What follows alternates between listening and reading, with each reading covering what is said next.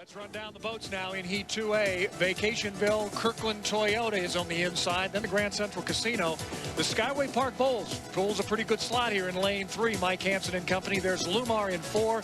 Miss Elam in 5. Nate Brown and the Budweiser boat Dave Vilwalk in lane 6. They will be running side by side at the start of this race. And the start is but about 3 minutes and change away. And already the boats are out on the water as you would expect. And they're gauging each other. And it's going to be quite an interesting field here. Let's take a look at the drivers here in Heat 2A. On the inside, Mitch Evans in the Vacationville boat.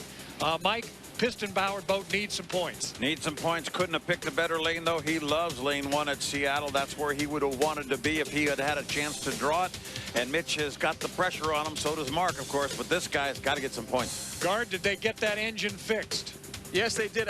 Everything's fixed on this boat right now. Everybody here down here in the pits are very, very excited, but they do know that they don't have any points after not qualifying in that first heat, Steve. So they're a little bit edgy down here, but you know what? Still a lot of confidence. The Grand Central Casino boat, Mike Weber at the controls, a 5th place finish in the first heat, Chip. Again, can this boat muster enough speed? He's going to have to, because when we talk about points, what that means is everybody gets points in these heats, but the 6 boats with the most points go to the final. He's got to finish. He finished 5th in the first heat. He's got to finish in the top 3.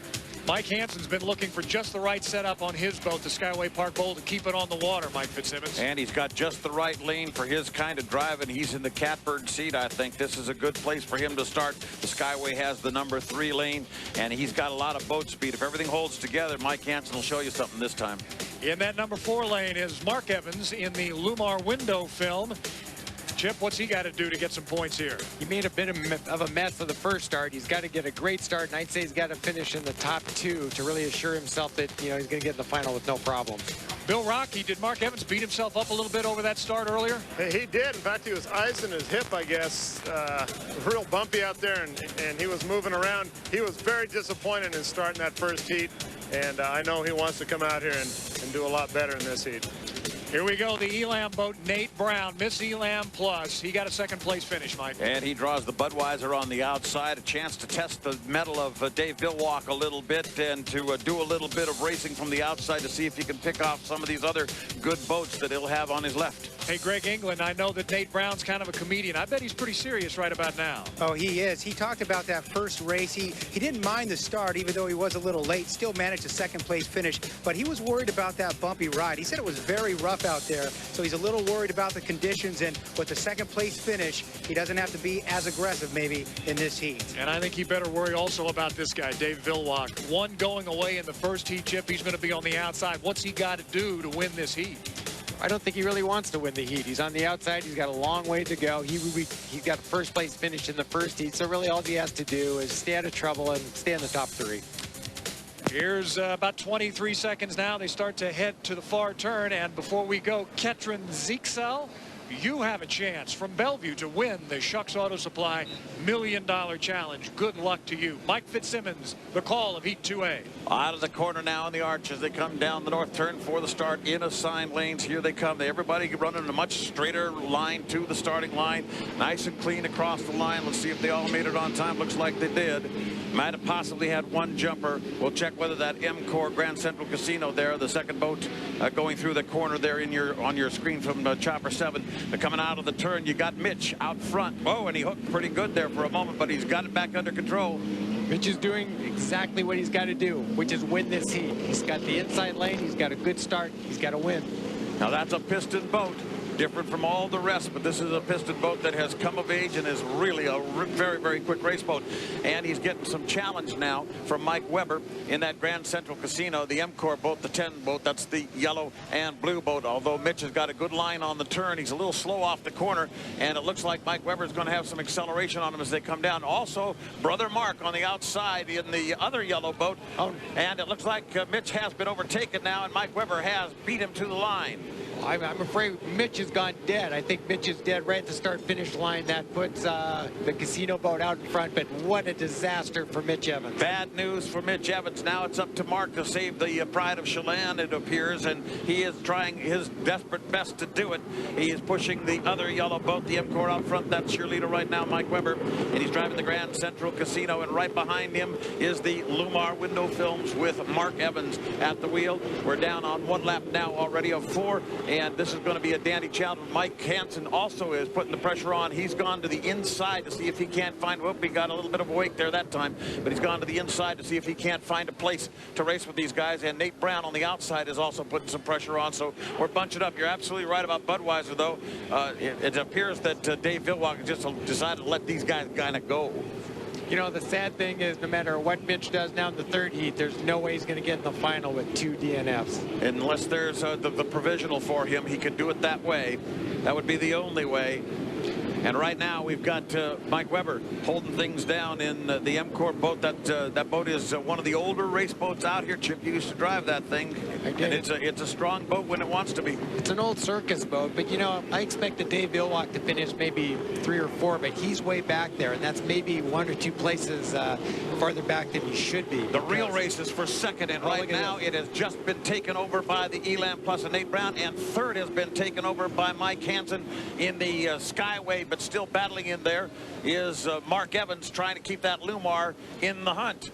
You know, I tell you, Mike Hansen's been amazing. He's been slow starting, but he always seems to get back up in there. Mike, I got to tell you, too, we've got an early indication that the Lumar may be penalized a lap. May be for a lane change. We'll check on that for you. All right, we'll check if that happened before the start.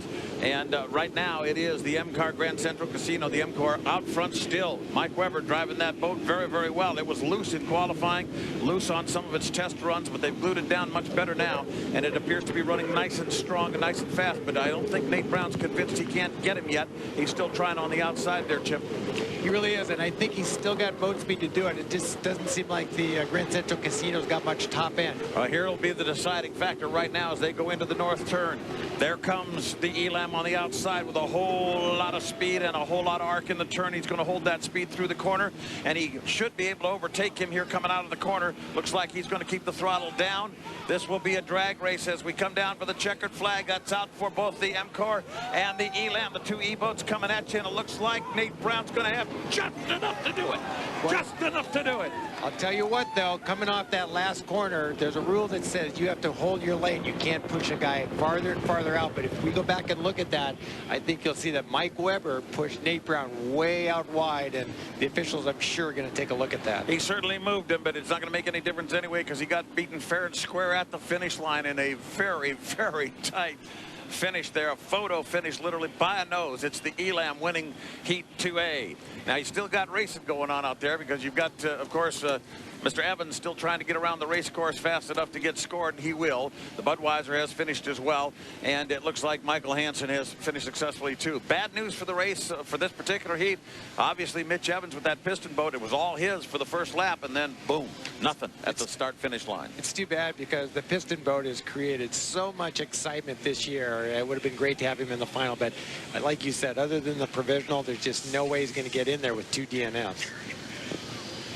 And down across to get scored now finally is Mark Evans. Having taken the penalty, goes past his disabled brother's boat right there, and he gets scored as well. There's last week's winner, but he's going to have a tough time making it in the final as well. He's got what was the finish in the first heat, Mike, for the Lumar? Lumar in the first heat was a 5th, so yeah, he's not doing well at all. He's in big trouble. Basically, look for the Lumar to have to win in the third go-around. Yeah, it has to indeed.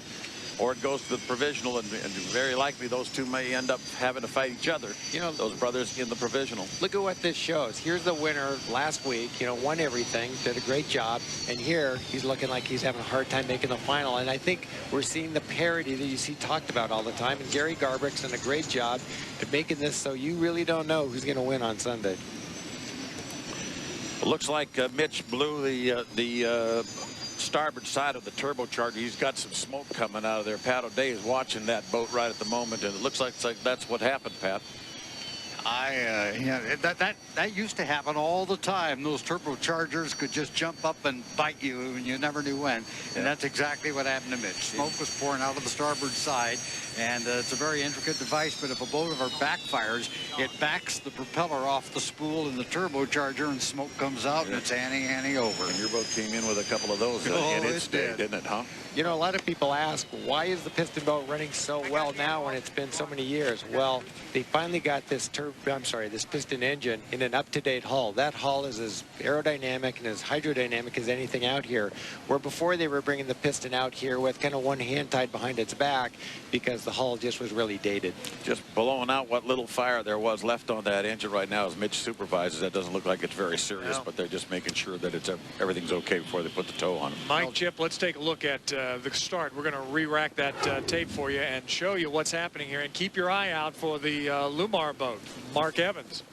Look at him slide down inside, cutting off Mike Hansen. Well, that actually isn't Mike. That actually was Mike Weber who cut him off. The Lumar was wide to the outside there in the 3-lane, or 4-lane rather. He's the one that you see on the far right-hand side of your screen right now. That's Lumar. So it was this boat, the M-Core, the yellow and blue, that actually slid across. That's the finish, but look at this. Boy, you can't get any closer than that. You don't finish any closer than that in any kind of racing. You know what we're seeing, Mike, is we're seeing some really fast boats getting off to slow starts and then really showing a lot of speed at the end, but you're not going to be able to do that in the final. You're going to have to be there at the start line. There's no coming from behind. But Nate Brown showed a tremendous amount of speed because he reeled several guys in to get there, and now if he's got that kind of speed and gets a good start, the final could be a dandy for him. Nate Brown is with our Greg England. Greg? How about that finish? We're done? Yeah. The adrenaline's still pumping, though. Those outside lanes are treating you well. You've had a 6th and a 5th lane, but you've turned them into 2 good finishes. That first one was luck. Chip knows that. I mean, you can't count on penalties, you know.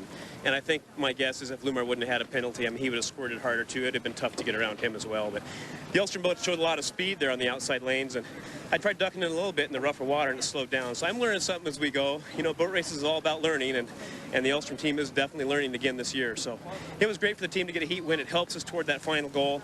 We still have another heat to go, and it was a great race with the York guys down there. They were a casino boat. Yeah. Mike did all he could with that thing, but I got more corner speed than he does. So. How much were you putting into it at the end there when you were trying to catch up with Mike? You want to see the bruises in the bottom of my right foot? Is that right? Yeah, oh yeah. I mean, this is all about points. Yeah. And the way the Hydros group is running these teams, the show now, you have to get every heat is like a final heat. Look at it. I mean, it's all out, you know. It's great for the fans, but it sure is hard on the boats and the drivers, I'll tell you. But it's a lot of fun. Some good momentum for the Elstrom team. A 2nd place finish and a 1st place finish. Not a bad day here at Seafair for the Elstroms. Not such a good day so far for that boat right there. Mitch Evans and his piston-powered Toyota of Kirkland. Let's go down to guard in the pits. All right, thanks, Steve. Here with Ed Cooper, the owner. And Ed, what is going on today? Heat 1 disaster, and now again a real big problem. Well, this is a bigger disaster. Heat 1 was just a broken part. Sounds like something let go in the right bank of the motor, lost a piston valve, something like that. So, so far this hasn't been our day, but we've got another engine we'll try and run the 3rd heat with, and another one we'll try to run the provisional. So we'll try to make the best out of it we can. Right now, you guys don't have any points. You have to win that provisional if you want to get into the final. Yeah, I'm aware of that. That's a fact. What are the odds of you guys getting this baby up and running here? Well, you know, good. I mean, you know, we don't give up very easy, so obviously that's why we're here with this thing. You never know where we come back from. Right, you came back after Heat 1. You're back maybe after Heat 2. Good luck, Ed. We'll be back. Thanks. Ed Cooper. Well, the Budweiser kind of stayed out of trouble out there in Heat 2A. Bill Rocky's down in the Bud pits. That's right, Steve. Dave, they made you start on the other side of Mercer Island that heat. What do you think when they put you out there?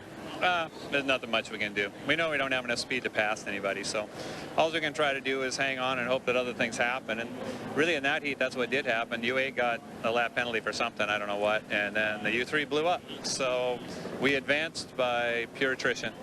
Now, Mitch looks like he's really in trouble. How does that change the whole day if indeed he's not in the final? Not much, really. The other boats are really probably a bit faster than us in the same water.